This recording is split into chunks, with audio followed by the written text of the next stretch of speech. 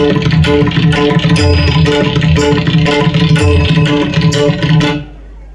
ए सुनीता, सुनीता, ए सुनीता, मेलीस का? हाय जिवंत? दिसायला देखणी, कामात हेकणी, कुठून पडली काय माहिती माझ्याच घरात. काय खुट्ट्या मारला का काय? आवाज ऐकला ना तुला तर हा? दिराने घेणं उगाच वाजवर वाजवून हाल तुम्हाला लावला नुसतं. आत्या, हो हो हो, अहो भांडी घासते. आले हा आले. काय काम आहे आत्या? काय ग, काय झालं? केला होता का फोन तुझ्या बापाला?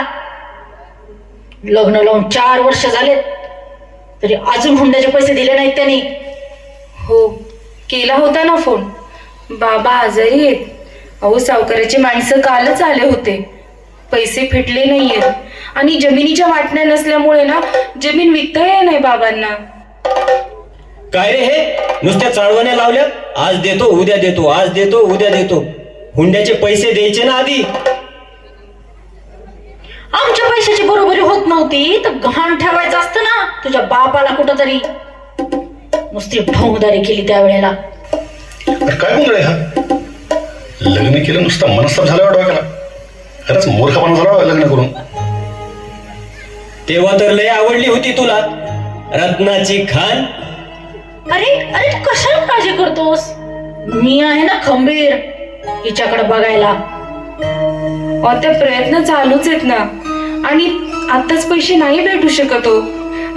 जर जर तुम्हाला माझं एवढंच ओझं झालं असेल ना तर मला मारून टाका.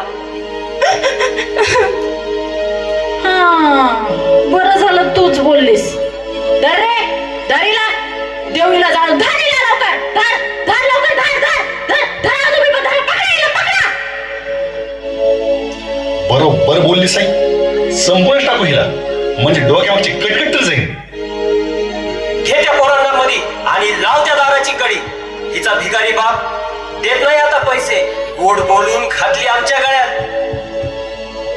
काय रे देवा, या पैशापायी जगणं सुद्धा मुश्किल झालंय. रडून रडून हे माझं दुःख हसून सांगण्याची वेळ आलीये. दादा घेतो डोक्याचा